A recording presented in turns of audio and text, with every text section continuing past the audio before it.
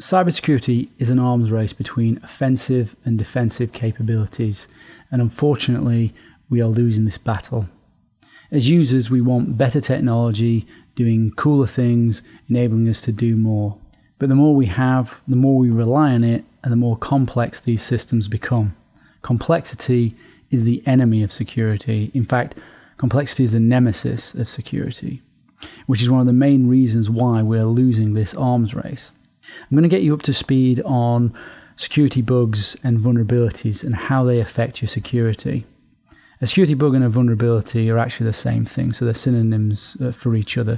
So if I say security bug or vulnerability, it's the same thing.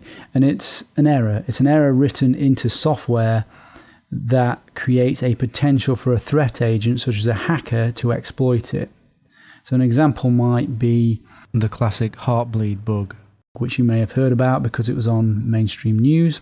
This was a bug in something called OpenSSL, which enabled the decryption of internet traffic sent to vulnerable sites. So for example, maybe you have an online bank. If it was susceptible to the Heartbleed bug, and when you were sending your username and password, somebody may, if the bug was in that bank, able to decrypt and get access to your username and password. Security bugs will always exist as long as humans write software. That might not be forever, but humans are fallible, so as long as humans write software, there's going to be security bugs. And it's no surprise, really, if you consider something like the Windows operating system. It's made up of millions and millions of lines of code. Humans are fallible, we will make mistakes, there will be security bugs. On the left here, you can see a diagram that represents your computer. And on the right, we have a diagram that represents the internet. And on each side, we have things that you care about. Security bugs can exist in your operating system, firmware, applications, things like Outlook, your media player, Adobe Acrobat, and a particular risk, they can exist in your browser and the extensions and add-ons within the browser. So for example, there could be a security bug in your Internet Explorer.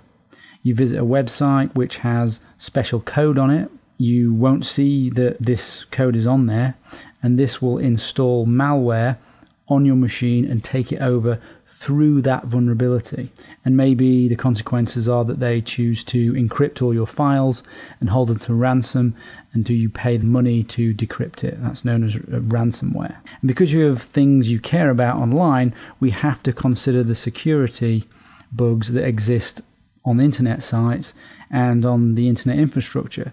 So maybe you use Dropbox, and there's a bug that is discovered by Dr. Evil on Dropbox, which gives him access to your files. And because Dropbox stores encryption keys, so encryption isn't going to save you, he will then have access to your files. There are two main types of bugs, really, that it's best to draw a distinction between, and those are the known and unknown bugs. So if we start with the known bugs or vulnerabilities have patches, and if you patch your system, you are safe against that bug. And we'll cover the best and easiest ways to do patching of all the things that need patching as we go through. And then you have the unknown bug, also can be referred to as 0 days. These are much harder to protect against as there is no patch. So we'll cover later techniques to protect against these, and these are referred to in the security industry as a compensating control. I'm going to bring up a spreadsheet to give you a little bit more of an insight into the world of the cyber criminal. Your budding entrepreneur hacker doesn't even need to be particularly skilled these days. He can go purchase an ready-made exploit kit. If you look at this spreadsheet here, along the top, these are the various popular exploit kits that are available at the moment and to purchase. And down here are the various vulnerabilities, what they affect down here. And as a budding hacking entrepreneur, we can look through here and see which particular vulnerability we might want to use. Okay, we might want to exploit Internet Explorer, so there we go, we can use this one. And here we can see that this one allows the remote attacker to execute arbitrary code via a crafted website that triggers access to a detailed object. That really means that if you click on a link or go anywhere with an Internet Explorer browser susceptible to this vulnerability, that they can take over your machine. As of 2018, the use of exploit kits is in decline, the attackers favouring alternative means of infection like social engineering. We cover how social engineering attacks work shortly. There is still significant activity in the exploit domain, though. Exploit kits are evolving over time as they adopt new technologies to avoid detection. A good resource, if you're interested in learning more about the latest exploit kits, is the Exploit Kit Landscape Map, which you can see the application here in front of you. It's an attempt to organize current active campaigns involving exploit kits. If you go to that URL there, you'll need an application, but you can then download it, the Exploit Kit Landscape Map, and find out more about the current active campaigns. If a hacker doesn't want to buy or rent an exploit kit, he can always just go out and find the exploit code himself. An interesting practical exercise for you to try is have a look at this exploit database, which you can find the URL for here. Or if you don't want to use the URL, you can use Search Exploit, which is a tool that comes with Kali. We cover Kali later, but for now you can just check out the URL and use the URL. So why not have a look to see if there are available exploits for common applications that you use or operating systems that you use. So let me give you an example. So let's do a search for Office and see what we find. We've got to do the no robots capture thing as well.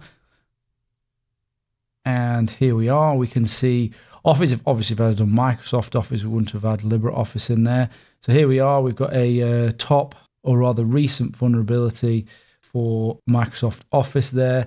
We can see that the exploit is downloadable. That's in a Ruby script.rb, which generally means it's part of Metasploit.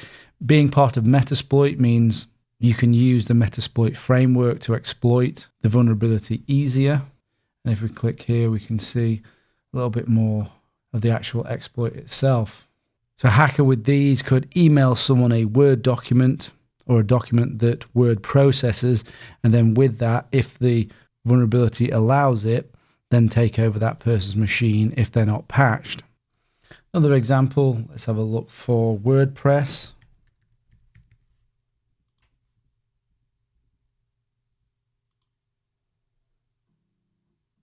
And we can obviously specify versions in here.